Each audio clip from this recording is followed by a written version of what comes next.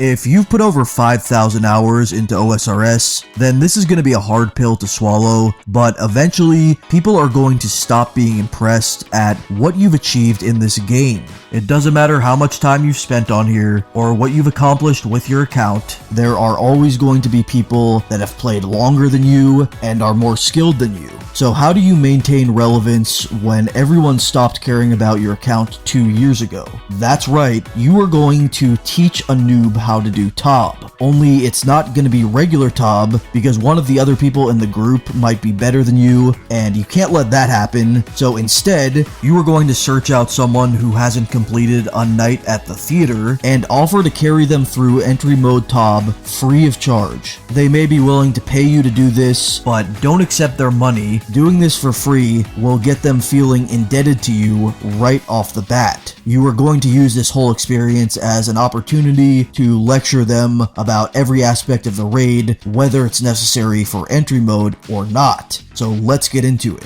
For starters, when you find someone that you're going to carry through entry mode, you want to immediately start blowing up their PMs, telling them to hurry up and gear up and get inside. Make it very clear that you are doing them a favor and you don't have time for them to be loitering around the ToB bank. There's no excuse why they weren't geared up and ready to go immediately when you reached out to them. Even though it was your idea, that's not relevant here. They should have seen this coming. They should have come prepared. Now, it's very important that this person is a true noob, no one that's ever done a raid before, not someone's alt, nothing like that. This is not about them, this is about you. If you're like me and you're not actually that good at this game, the only way to seem good at the game is to raid with people who have never touched the content before. The only reason you are doing any of this is so that this person can watch in amazement at how good they think you actually are. And of course, to emphasize this fact, they have to realize how bad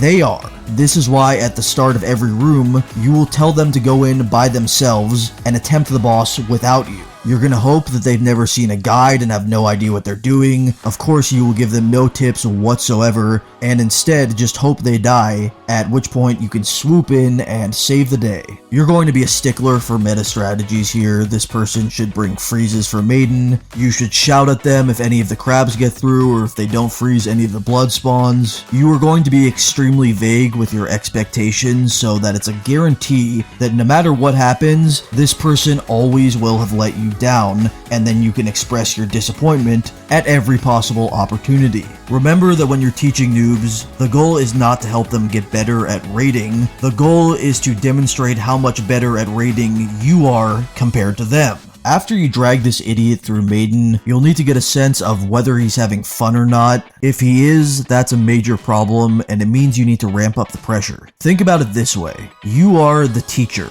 Teachers teach at schools. Did you have fun in school? Probably not, and so it's your job to make sure that this isn't fun either. The second you get into Bloat, you're gonna demand that this guy does a BGS drive-by. If he doesn't have a BGS or even know what that is, just start sighing loudly in game chat until he walks in with whatever he does have. He should have watched some guides on strategies before walking in here, and it's not your fault that he was lazy. There's a good chance that he'll just enter the room and die because you didn't give him any advice whatsoever. This is where you will cross the barrier, do the boss yourself, and also make it take longer than necessary so that you can lecture him during the fight. After you finish the room, go on a long rant about how this behavior is not going to cut it when he starts doing actual raids. He was selfish and he let the team down, and that kind of thing will get you universally blacklisted from all content very quickly. I mean, it won't, but that's what you're going to tell him, because sometimes lying is okay as long as it's contributing to a good cause. Nylocas could be pretty laid back since it's entry mode. He could probably just get by with blowpiping the green ones and not worrying about switches. That would be totally fine here. It would be fine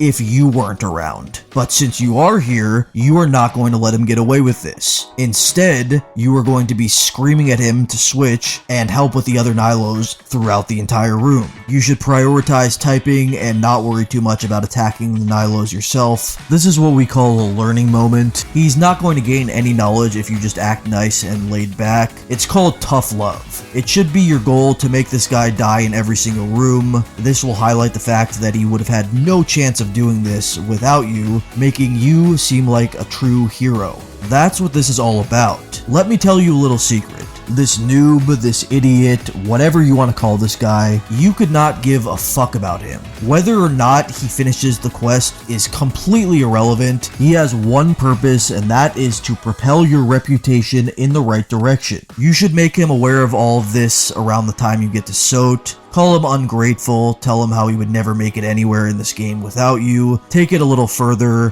berate him for making you talk to him this way, tell him he's turned you into a monster and you resent him for it. Try to get him killed in the maze, demand that he tick eats the ball, just make this a generally unpleasant experience and then move on. Now things are getting serious. At Zarpus, naturally you're going to demand that he uses melee and then scream at him for ragging tiles. If he isn't ragging tiles fast enough, just rag more yourself and then blame him for it. Of course you want him to die, so refrain from damaging the boss too much until he gets killed. Finally, you have made it to Verzik, and entry mode Verzik is no joke.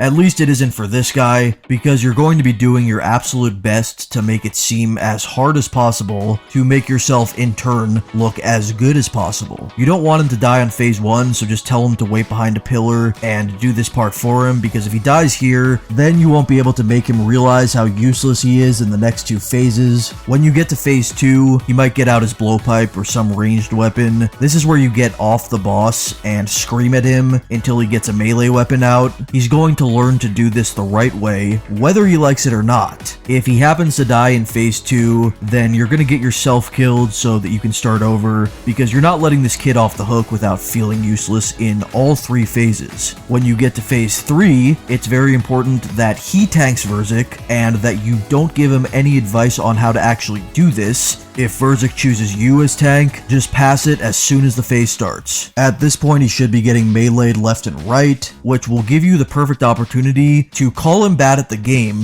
one final time. From here, you have done your job. Make sure he's dead, and then damage the boss down to about 10% health. Make it clear that you can do this content easily on your own, and then purposely die. After you're dead, you are free to just walk out of the raid. You have done your job. Nothing in RuneScape or in life is free. With the knowledge you have given this noob, he should have no problem clearing the raid himself. And when he does, he will surely speak very highly of you, and you will once again be revered for the greatness that you have always possessed.